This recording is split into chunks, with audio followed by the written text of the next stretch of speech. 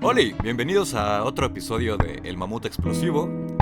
Como siempre nos acompaña Art and Cinema. ¿Cómo estás, Art? Bien. Hola, para quienes no me conozcan, soy Art and Cinema. Tengo un canal aquí en YouTube. Bueno, sí estamos en YouTube. Y pues me pueden encontrar en Twitter como @ArtandCinema. Y bueno, primero que nada quiero hacer una disculpa a Jody y a las personas que tal vez no sepan por qué. Pero la cosa es que este es técnicamente sería el tercer podcast que haremos.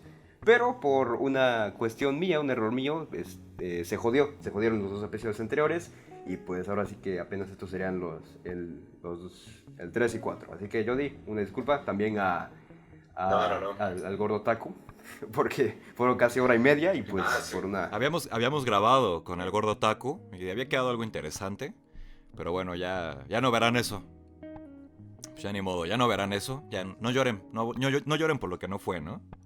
Entonces, el día de hoy vamos a hablar sobre Bad Bunny, ¿no?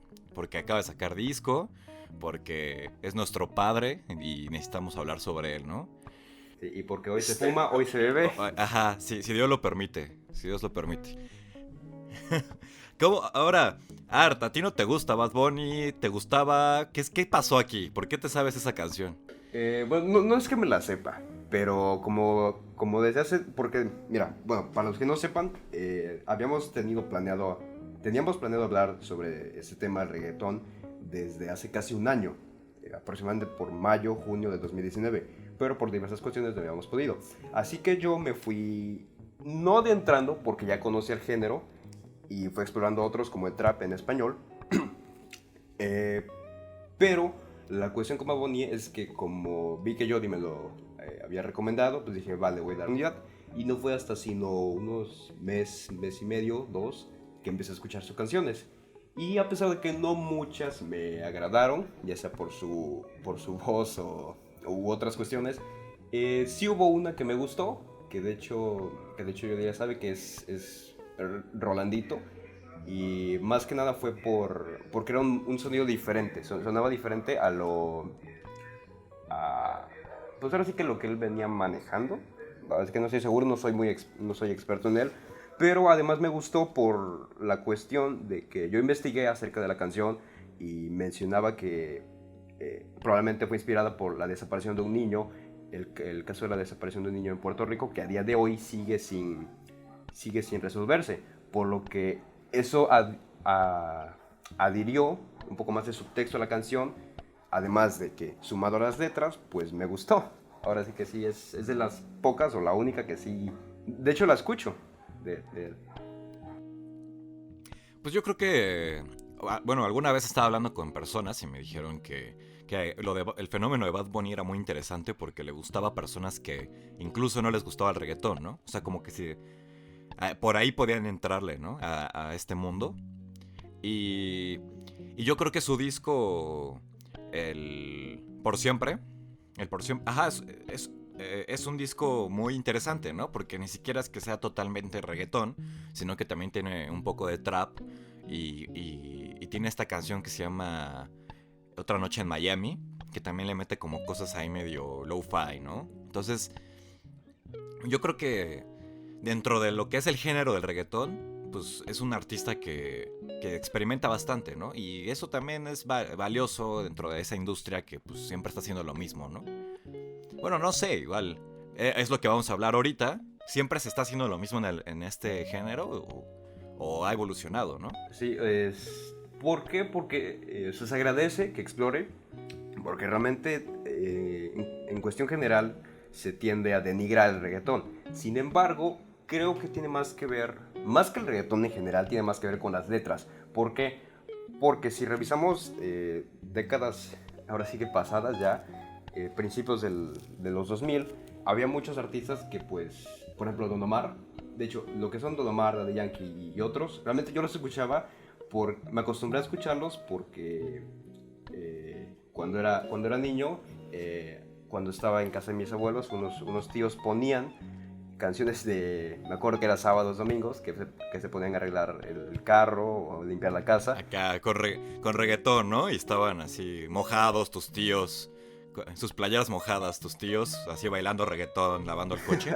Pues no bailando, pero sí. No exactamente. No exactamente, eso te lo imaginaste, pero sí, una parte de mi infancia fue con eso, a pesar de que a mí, años después, no terminó de conectarme, pero esos sí son artistas que realmente yo sí escuché, y por ejemplo, hay algunas que, a pesar de ser reggaetón, tienen unas letras interesantes, como son Angelito, Pobre Diabla, que no hablan de lo que la gente comúnmente cree. Porque Angelito, por ejemplo, es una historia de venganza en la cual una mujer contrae una enfermedad por querer causarle celos a su pareja, que la engañó.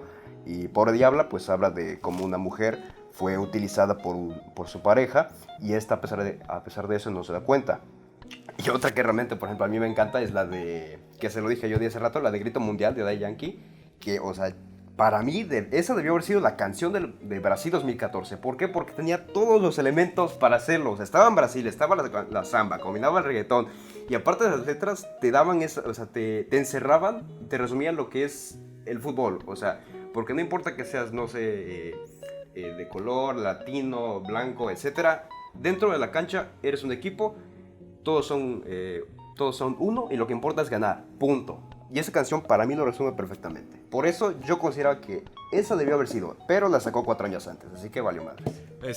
Ahora, esto me parece muy interesante, ¿no? Porque ahorita empezamos hablando de Bad Bunny y estábamos diciendo, no, pues es que es alguien muy propositivo, parece ser que sus letras tienen temas sociales, además de los temas que siempre se hablan en el reggaetón, como que se sale un poco de esos tropos, entonces estábamos diciendo, no, pues es bueno porque es muy propositivo, ¿no?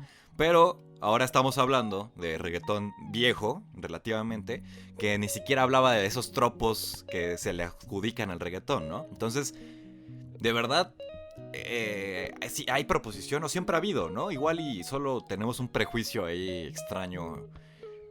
O sea, claro que existe este reggaetón con letras sexosas, pero también está este otro reggaetón que siempre ha estado hablando de otros temas, ¿no? Sí, es el mismo caso que pasa con el rap. ¿Por qué? Porque el rap, por ejemplo, el gangsta rap como tal, en finales de los 80 y 90, hablaba precisamente de eso, de las regiones marginadas, de comunidades afroamericanas, y estas personas hablaban en sus letras, daban mensajes acerca de lo que vivían, de la violencia, de las drogas, del entorno y de la opresión policial también. Entonces, y si lo comparamos con algunas letras del rap de hoy en día, pues pasa lo mismo igual que el reggaetón. O sea, encontramos de todo, tanto canciones con valores, con mensajes reales, como canciones vacías, con letras que realmente no aportan nada más. Ok, digo, yo no diré que Calladita no aporta nada. A ver, bueno, tú no dijiste Calladita, ¿no? pero puede ser cualquiera. Yo supongo que Calladita se te hace una de esas canciones que no tiene una letra propositiva, ¿o tú qué dirías? A mí como tal, no. Para mí no, porque, pues, ¿qué te puedo enseñar? Pues que ella es Calladita. Bueno. Eso es lo que Bueno. No, o sea, ahora, otra cosa, ¿no? O sea, el hecho de que haya música, el hecho de que haya películas, bla, bla, bla, no quiere decir que esas cosas te tengan que enseñar algo, ¿no? O sea, igual su valor no está en si son educativas, ¿no? Entonces, bueno, a mí me gusta Calladita y a mí me parece muy interesante esa canción porque es como el mismo tópico que maneja el reggaetón y que manejan muchos reggaetoneros como Plan B en Candy, que es el tópico de la niña buena, que en realidad es mala, ¿no? O que en realidad es pues caliente, pero se hace la buena. Se hace la difícil, se hace la que no. Sí, y es un tópico pues que manejan muchísimo en el reggaetón y pues está constantemente actualizándose, ¿no? Entonces, yo creo que, bueno, después de todo el Mamonte Explosivos para hablar de cosas que no parecen propositivas, pero que sí lo son, entonces yo creo que también está ese otro reggaetón que tenemos que ver qué es lo que está diciendo. Igual están hablando de culos, pero ¿por qué están hablando de culos, no? Entonces yo creo que sí, son metáforas, ¿no? Estaba grabando un podcast con Jules Cero, para si lo quieren escuchar, el podcast de Otra Plática Entre Compas, ahí en Spotify. y me decía que el meme de que la gasolina de Daddy Yankee es una crítica a los hidrocarburos, ¿no? Al manejo de los hidrocarburos. Pues no, o sea, no lo son necesariamente, pero pues tampoco tienen que serlo, ¿no? ¿Cómo nació cómo nació este tabú hacia el reggaetón? Bueno, el reggaetón como tal, pues sabemos que se trata de una combinación entre sonidos africanos, entre lo que son los sones africanos de Jamaica, y también combinación entre lo que son instrumentos de Panamá, y finalmente pues se combinaron en Puerto Rico, ¿no? Pero tengo entendido que, por ejemplo, aquí tengo un documento que habla acerca de, bueno, voy a citarlo. Percibiendo el reggaetón como la antítesis de sus valores, los portavoces de la clase media no tardaron en atacarlo, llamándolo en otros apelativos inmoral, artísticamente deficiente, un atentado al orden social, apolítico, misógino, una versión aguada del hip hop y del reggae, la sentencia de la muerte de la salsa y una música ajena a Puerto Rico. Esto lo encontramos en un documento que, bueno, si quieren lo podré dejar en la descripción, pero pues nos habla de que a su llegada, bueno, de que en su etapa de desarrollo en Puerto Rico, pues igual como sucedió con el rap, por ejemplo, mucha gente no lo quería. De la clase media lo veía como un bajo arte, porque sus líricas tal vez no eran muy complicadas, o los ritmos también no eran muy elaborados. Entonces esto hablaba de que, reggaetón lo escuchan los pobres. Claro. O sea, necesariamente hay una lectura de clase social, ¿no? En la que esta música, o sea, al nacer en la marginalidad, está asociada con que la escucha la marginalidad, ¿no? Y no puede entrar a cierto... También está interesante esto con lo que decíamos de Bad Bunny, ¿no? Porque Bad Bunny Bueno, yo fui al concierto. Qué pena. No es cierto. Gusto culposo, güey. Y yo veía personas de todas las clases sociales ahí, ¿eh? O sea, yo veía desde personas pues que se veían pobres a personas que se veían de mucho varo. Y bueno, la clase media ahí deslavada en medio.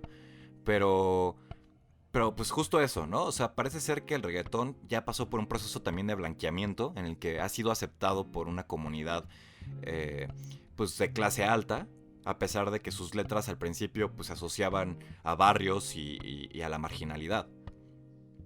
Entonces yo creo que el prejuicio que sigue existiendo al reggaetón pues sigue siendo sobre esa marginalidad, pero es interesante que se haya desvanecido tanto porque pues se desvaneció gracias a que fue aceptado por esas otras clases sociales, ¿no? Por ejemplo, ¿tú conoces Supreme, la marca Supreme de ropa y accesorios? Sí, creo que sí la he visto. Es como con una etiqueta roja, ¿no? Pues bueno, sabes que como esa marca, esa línea tiene mucho, parece mucho lo que sería la indumentaria, los accesorios que utilizaban los gangsters en los 80s y 90s.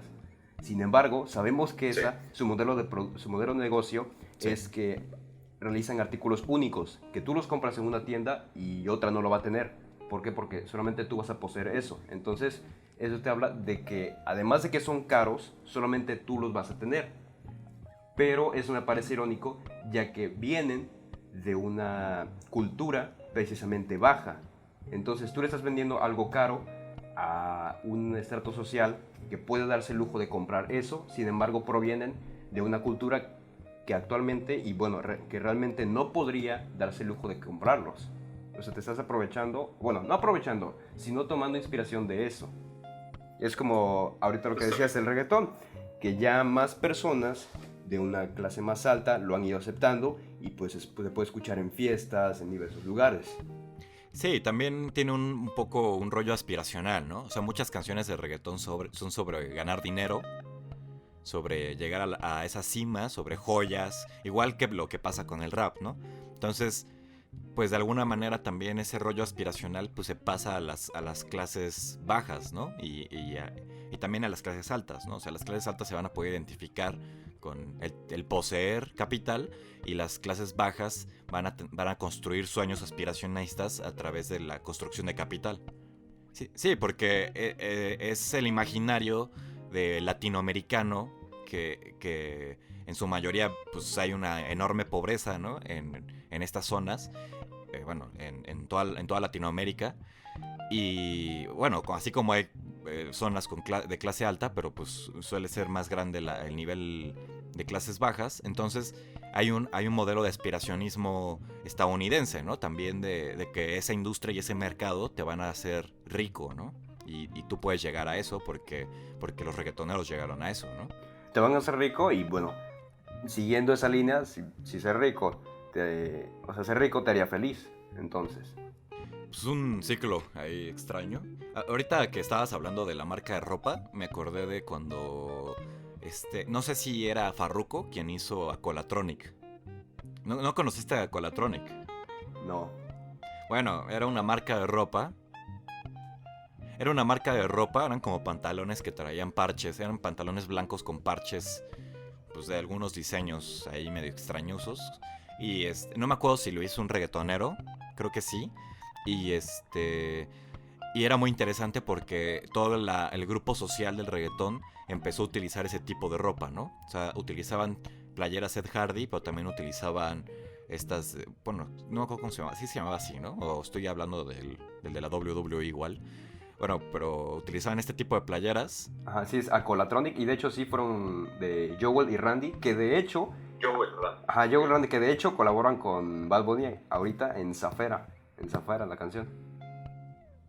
Ajá, entonces fue también muy interesante ver eso porque ellos empezaban a meterse como en ese mundo del diseño, de moda, y se empezó a convertir también en una muestra de clase, ¿no? O sea, las personas que escuchaban reggaetón en ese entonces no eran las mismas que escuchan reggaetón ahora, ¿no? O sea, no son las que visten Chanel, ¿no? Por ejemplo, ahorita, que Chanel es una marca pues muy cara, ¿no? Entonces Acolatronic pues se volvió parte también de la cultura que en México llamamos chaca, ¿no? O algo así.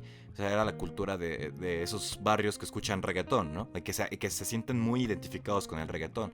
Yo una vez conocí un chavo de la Metro Musquis, que es un barrio, pues, que vive el reggaetón, ¿no? O sea, ellos sí viven el reggaetón a otros niveles, aquí en México, yo diría. Y de hecho hay un video de una chava que está diciendo... No se quiera poner los tenis, ¿no? No se quiera sacar la espina. Si ya se la zapa, ¿qué se la pla? Ah, pues está grabado. Son de la Metro Musquis ellas. Y con ese acento de feño. Son de la Metro Musquis. Y aparte se escucha de fondo el reggaetón, ¿no? Mientras están diciendo eso.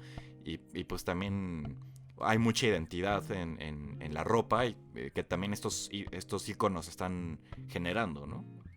Sí, y bueno, ahorita que seguimos con esto de la ropa, a veces se me hace... curioso cómo es que, por ejemplo, si una persona de clase media baja llega a comprarse o alcanza a comprarse esa ropa cara o dices de marca, muchas veces le menciona que según es de mal gusto, que no debería ponérsela, y shalala. Entonces estamos diciendo como si eres de clase baja, si eres pobre, si tú te pones ese tipo de ropa, si te pones un Gucci, Chanel, etcétera, no te queda a ti. ¿Por qué? Porque eres pobre. Sí, es una cosa bien discriminatoria y bien rara, ¿no? O sea, porque es el rollo aspiracionista, porque los pobres no pueden ser ricos en realidad, ¿no? Aunque te digan que sí, que con mucho esfuerzo lo vas a lograr, pues lo cierto es que no, ¿no? Esas clases no pertenecen a los otros espacios. Entonces, si tú usas cosas que no pertenecen a tu clase social, eres un paria, ¿no? Eres un güey que solo que solo es pose, ¿no? Entonces, pues eso también es discriminatorio, ¿no? Y está bien extraño.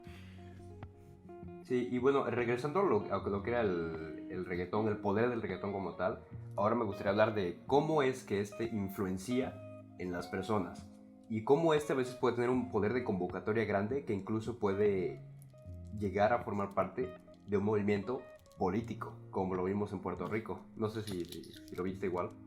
O sea, que los cantantes se vuelven líderes de opinión. E incluso creo que no solamente fueron reggaetoneros, fueron varios más artistas del mismo país que lograron sacar al gobernador de su territorio, del poder.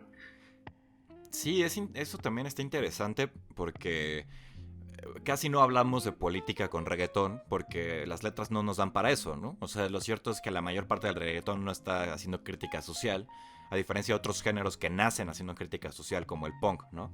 Entonces, es muy interesante ver que estos reggaetoneros empiezan como a meterse en la vida política de sus países y permiten que prosperen las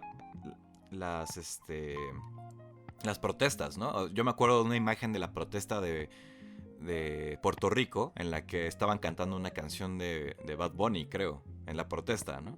Entonces se volvió un rollo sumamente identitario de lo latinoamericano, pero también se volvió o sea, ese es el otro lado, ¿no? También es un rollo de identidad latinoamericana, pero también es un rollo que permite la protesta en esos países en donde nació, ¿no? O sea, ya no es ese género que tú me decías hace rato que nadie quería, ¿no? Que se veía feo, sino que ahora ya es un género que es muy aceptado. Sí, y bueno, te digo esto porque recientemente, hace unos días, Residente de Calle 13 lanzó la canción René, y me puse a escucharla y con las letras me di cuenta de que sí, realmente de lo que hizo. En una parte menciona, o bueno, se interpreta que lo que hizo como tal de reggaetón, de Calle 13 y todo eso fue simplemente para juntar dinero para poder sobrevivir. Ya leyendo, dándole otra lectura a varias canciones que tiene, te das cuenta que a lo mejor eso es cierto, porque además igual menciona que pues todo lo que se vivió, o todo lo que él vivió, te da una lectura de cómo es que se vive en esos lugares. O sea, entonces muchas veces tienes que hacer este tipo de cosas, tienes que hacer contenido que tal vez a ti no te guste, contenido, no digamos basura, pero sino genérico, para poder ganar dinero y así subsistir. ¿Para qué? Para tú después poder hacer algo que realmente te guste y que tenga sustancia. Esto me recuerda un poco a lo que hizo Mon Laferte con Placata, como así se llama. Entonces, ella sacó la canción, ella decía en entrevistas que había sacado la canción en reggaetón para que su protesta sobre... Ajá, exactamente, ¿no? Entonces, ese es el otro lado, ¿no? O sea, yo puedo estar haciendo, por ejemplo, es el caso de lo que pasó con Shakira, ¿no? Que muchos se quejan de que Shakira ya no es lo que era, porque empezó haciendo canciones con Cerati, como la de No, y luego se empezó a meter más en el reggaetón. Últimamente saca canciones con Maluma, ¿no? Y estos cantantes.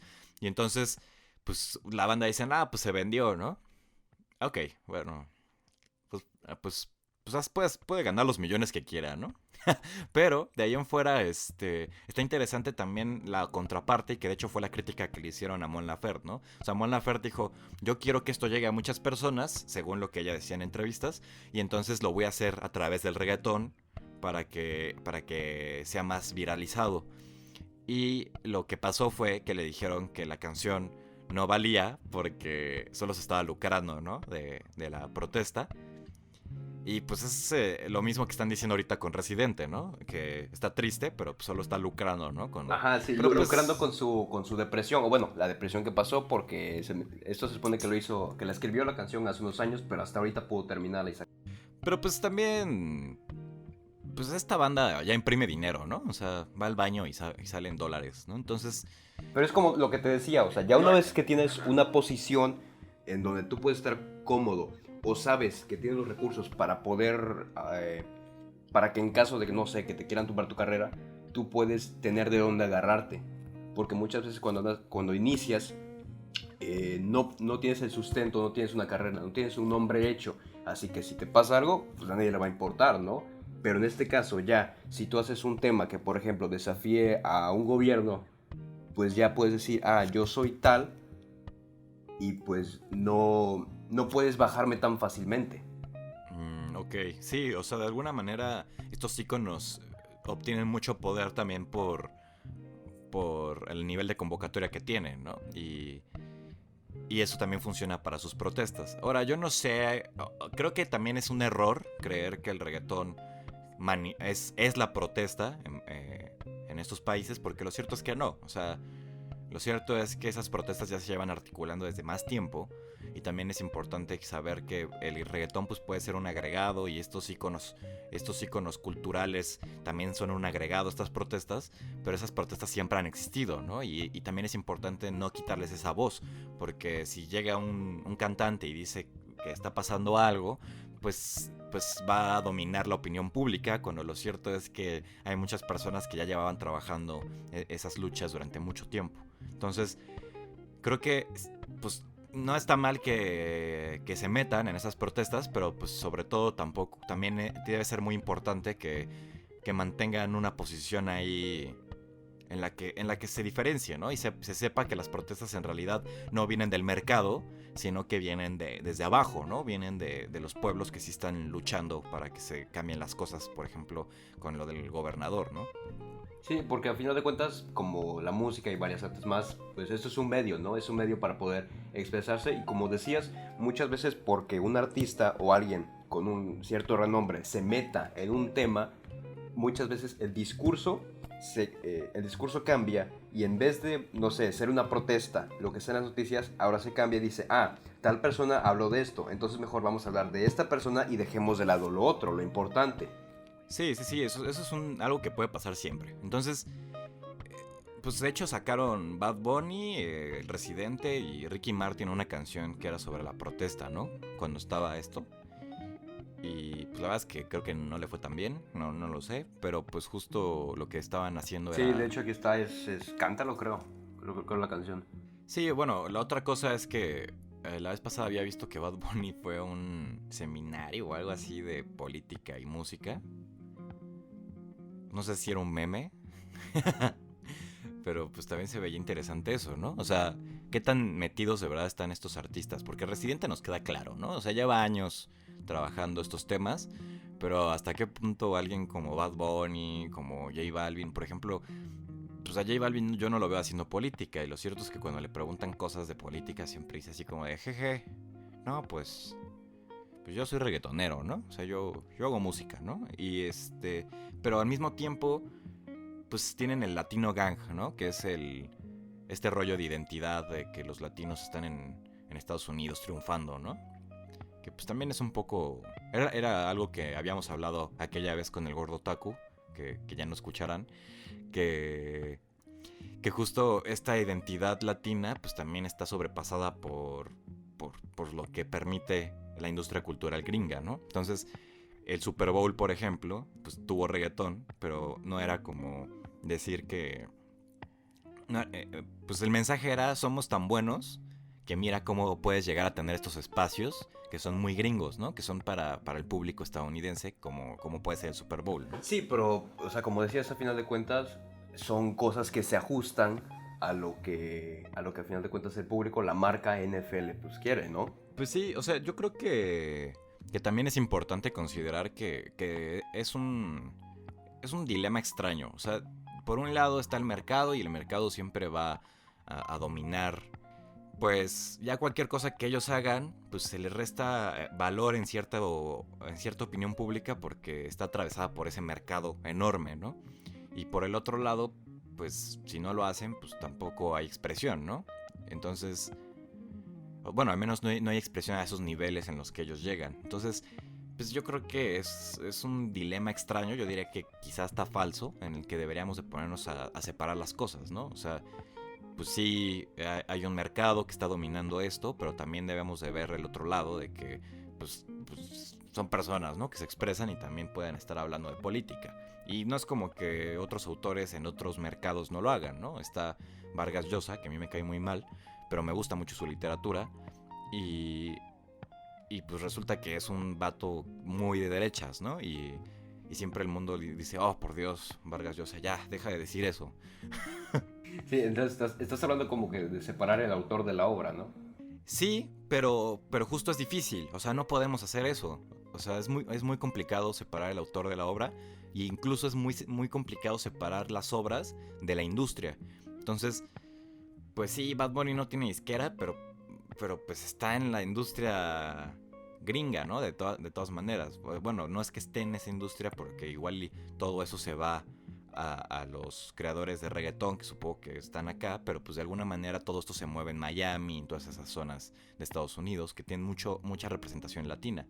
Entonces, pues no sé, o sea, creo que es muy difícil separar al autor de la obra, y también es muy difícil separar a la obra del mercado, y es un problema que vamos a tener durante mucho tiempo, o tenemos desde siempre en el mundo del arte, desde que el arte tiene la figura del autor, ¿no? O sea, no vamos a poder separar a Residente de lo que es hoy en día, y entonces el hecho de que sacar una canción sobre la depresión, pues es como, estás imprimiendo billetes, ¿no? Pero pues no necesariamente, ¿no? O sea, sí, pero tampoco tiene que ser solo eso. Yo creo que, o sea, depende mucho la condición en la que se encuentre el artista como tal, porque por ejemplo, el caso de Roman Polanski, que sabemos pues es muy delicado, y ahora recientemente en la ceremonia de los César, lo que ocurrió, y después de eso, o sea, te habla de cómo a veces la industria incluso es ciega ante lo que sucede, y aún así sigue premiando personas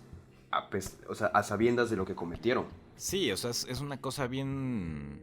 Bueno, pasa con Roman Polanski y también pasa con Woody Allen, ¿no? O sea, son autores, son, bueno, personajes, o bueno, en el caso de Polanski y de Woody Allen son autores que son muy valorados por sus obras, porque hicieron obras muy interesantes para muchos públicos, pero pues por el otro lado hicieron cosas que son aberrantes para los valores de nuestras épocas y que no tienen cabida, ¿no? No deberían de tener cabida, pero sus voces ya están ahí, ¿no? Entonces, ¿qué se hace con esas personas? ¿Qué se hace con el arte de personas que han cometido estas clases de sí, actos? igual, por ejemplo, un autor que me gusta mucho, que es Lovecraft, como sabemos, pues igual tenía muchas tendencias a lo que era la discriminación, muchas tendencias racistas, y bueno, algunos creen que en sus obras escondía eso, ¿no? Y escondía la aberración que sentía hacia ciertas comunidades por medio de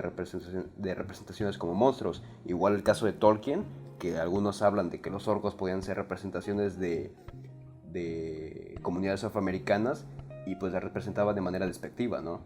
Sí, y ahorita está el tema de Bad Bunny, ¿no? Que sus canciones son... que sacó Chumel Torres, también hay un tweet diciendo que las canciones de Bad Bunny pues hablan de temas muy misóginos a veces. Bueno, gran parte de las veces pues el reggaetón tiende a tomar temas medio misóginos, bastante misóginos, muy misóginos. ¿Y qué hacemos con eso, no? O sea, porque lo cierto es que se está haciendo música muy comercial, que a muchas personas pues nos gusta, pero también no podemos ignorar esos otros mensajes, ¿no? Y luego está esto de que Bad Bunny se presentó en los premios de Pornhub, ¿no? Entonces, ¿Neta? pues sí. Entonces, eso también fue muy escandaloso porque ahorita con cómo ha evolucionado los movimientos feministas, pues hay una gran beta de los feminismos que están en contra de la pornografía por lo que representan, ¿no? Entonces, ¿qué se hace también con eso, no? Porque por un lado tienes una protesta en el programa de Jimmy Kimmel diciendo que mataron a una chica trans. Era Fallon. Jimmy Fallon, creo. Ah, sí. Y por el otro lado estás asistiendo a los premios de Pornhub, ¿no? Entonces, pues hay muchas contradicciones. Digo, tampoco es que no las deba de haber, ¿no? A final de cuentas, estos güeyes pues no son santos, ¿no? Pero, y debemos de criticar ciertas cosas, pero ¿cómo lo hacemos, no? Ese es el problema. O sea, ¿cómo criticamos este tipo de manifestaciones y tanto al autor como a sus obras? Creo que es un dilema que pues todavía va a dar para mucho. Sí, yo me siento ahorita, cuando hablo de estos temas, me siento como el meme de Kylo Ren, de Adam Driver. ¿Cuál? Ah, el de... ¿Eres arte? Sí. Así me siento. Me siento como ese güey. Entonces, bueno, también regresando un poco al tema de cómo evoluciona la música y cambian los temas de los que se habla, pues también es algo que pasó con el rock, ¿no? O sea, los Arctic Monkeys al inicio, sus primeros discos, pues tienen mucho de la clase social de Inglaterra, ¿no? Y hablan de los barrios de Inglaterra y tienen esta canción que hace un pequeñito homenaje a Roxanne de Police, la de When the Sun Goes Down. Y en esa canción hablan justo de cómo las noches en Inglaterra se convierten en noches en las que salen otro tipo de personas, ¿no? Pues que hay prostitutas, que hay pues venta de drogas, todo eso, ¿no? Es otra ciudad, exacto. Y también está la otra canción, ¿no? La de Riot Band, que es de un chavo que está bebiendo en la calle y los policías le dicen que no puede beber, pero este chavo dice, a mí nadie me dijo, ¿no? Que que tenía que tener una edad para beber, deja de molestarme, puerco, y entonces lo golpean en la camioneta antidisturbios, ¿no? Entonces, de alguna manera, pues eso también representa son canciones que hablaban de tópicos sociales, y ahorita ya tenemos, bueno, no sé si en el último disco llegaron a tocar esos temas, pero por ejemplo en el IM, pues no los tocaron, ¿no? Hablaron de mucho amor y cosas que, pues que no eran tan específicas de su contexto. Entonces, Una evolución, ¿no? Mostrar una evolución diferente. sí, hubo una evolución y cambiaron los temas de los que estaban hablando. Y eso tampoco es malo, ¿no? O sea, tampoco hay que casarnos con que todo tiene que ser de política y todo tiene que ser de crítica social. Porque a final de cuentas también las cosas que no son de crítica social nos permiten leer otros contextos, ¿no? Y pues ver que ellos ya no pertenecen igual a ese espacio del que salieron. Sí, está como, por ejemplo, una de mis bandas favoritas, o no diría la favorita, el Linkin Park, que inició siendo sus temas, tocaban mucho lo que era el cómo los adolescentes o los jóvenes se sentían muy opacados por los demás, no, se sentían incomprendidos. Sin embargo, con el paso del tiempo fueron evolucionando, fueron cambiando, y por ejemplo, se nota una diferencia enorme entre lo que fue su primer álbum. Una comparación que me gusta hacer mucho es el caso de Numb e Invisible, del último álbum que sacaron en 2017, y son las letras. ¿Por qué? Porque en Numb se habla de la relación de un padre, en ambas yo le doy una interpretación de que es un padre y un hijo, una plática. Sin embargo, en Numb es la perspectiva del hijo. ¿Por qué? Porque habla de que lo que hace el hijo no es suficiente para el padre, de que se siente decepcionado de él, y pues los problemas de un adolescente, ¿no? Sin embargo, en la de Invisible se contrasta esto con una versión más paternal, una visión más más acogedora, en la cual el padre le dice al hijo que lo ayuda a sentirse seguro ante las adversidades del mundo. Y esto lo interpreto de manera que en ese entonces la banda pues era joven, ¿no? Estaban iniciando, estaban en sus veintitantos. Sin embargo, al momento de escribir este otro tema, pues ya muchos eran padres de familia, entonces ya son perspectivas diferentes de ver la vida, y eso de igual forma afecta en cómo tú escribes las canciones. Sí, bueno, yo en un video hablaba sobre el problema de la muerte del autor, ¿no? De que no podemos decir que las obras les pertenecen a los autores necesariamente. Entonces es difícil como decir esta lectura de que... O sea, yo estoy totalmente de acuerdo con lo que dices, ¿no? Se está enfrentando a una perspectiva distinta de cuando eran jóvenes a cuando ya son adultos y pueden tratar estos temas. Pero también esto nos habla de la posición de la sociedad en esto, ¿no? O sea, pues una cosa bien, no sé. También esto pasó con el rap, ¿no? O sea, empiezan hablando sobre el barrio, sobre la vida en las calles, y muchas canciones de rap evolucionan ya cuando llegan alto a hablar sobre las joyas que tienen, los discos que sacan, ¿no? Y incluso hay como rencillas entre los raperos que se avientan acá. Nah, pues yo gano más que tú, me la pelas, ¿no? Sí, de hecho, por ejemplo, Vaseline de Ice Cube precisamente trata de eso. Porque después de que lo echaron, bueno, no lo echaron, sino que tuvo problemas con el grupo, diferencias, pues les tiró carrilla con esa. Y se las dejó ir ahora sí que sin vaselina. No, y eso es algo que igual y no pasó con Metallica, ¿no? Igual y el de Megadeth pudo haber hecho una canción de me la están pelando durísimo, así. Porque después de haberlo sacado, ¿y por qué no pasa, no? O sea, es parte del género, es parte de cómo se construyen este tipo de canciones. Igual hay más apertura en algunos géneros a hablar de ciertos temas y en otros no ha habido esa apertura. Entonces, pues por ejemplo con el rock, pues llegó el rock progresivo y se puso a hablar de filosofía, ¿no? Y se puso a hablar de existencialismo y de política y de muchas otras cosas. Y en estos otros géneros que son como, por ejemplo, el reggaetón, que es un género, o el pop mismo pues no se permite tanto hablar de esos temas y se va hacia temas pues sobre amor, desamor, en caso del reggaetón pues sobre cochar y otras cosas, ¿no? Sobre calladitas. Entonces, ¿por qué no hay cabida también en estos géneros para ese tipo de letras? Igual y empiezan a hablar de esas cosas y ya no nos gusta, ¿no? ¿Quién sabe, no? Igual y tiene que ser un paso paulatino, e igual y en esos estándares de de la industria, pues no están pensando en eso, ¿no? O sea, definitivamente ni siquiera les ha caído la idea de ponerse a hablar de Schopenhauer o acá ponerse bien existenciales y sacar canciones de 20 minutos, ¿no? Como Pink Floyd. Sí, sí, no. Y bueno, lo que mencionabas del rock progresivo, pues es que fue, ahora sí que me gusta decirle un producto de su época, porque salieron las primeras bandas a finales de los 60, principios de los 70, y como sabemos en Estados Unidos, bueno, en el mundo en general se estaba viviendo la Guerra Fría, e igual se empezó a experimentar con las drogas psicoactivas, lo que se formó la cultura, precisamente la cultura hippie, y pues muchas bandas, muchos integrantes comenzaron a hacer eso, y yo creo que encontraron de ahí, de hecho, la inspiración, lo juntaron con las temáticas sociales, y más nuevos sonidos, y pum, hicieron eso.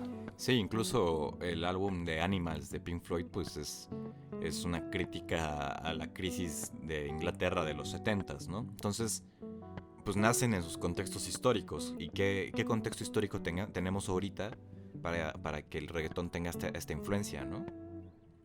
O sea, igual y es un contexto histórico sobre el mercado, igual y sobre la manera en la que nos acercamos al entretenimiento, pero igual y también es un contexto histórico sobre representación latina, ¿no? Y quién sabe qué está pasando ahí y hasta dónde podemos ver qué se está hablando en estas canciones y por qué se está hablando de esos temas y no de otros, ¿no? O sea, por qué hay tan pocas canciones de protesta como esta que me dices que te gusta de Bad Bunny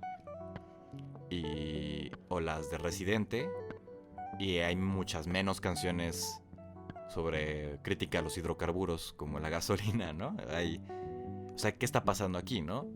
¿Por qué nos estamos moviendo en estos estándares? ¿Y qué es lo que nos está diciendo también nuestra propia industria y nuestra manera de enfrentarnos a este entretenimiento? No sé si ya... Sí, no sé si ya quieras dar como que un cierre a esto.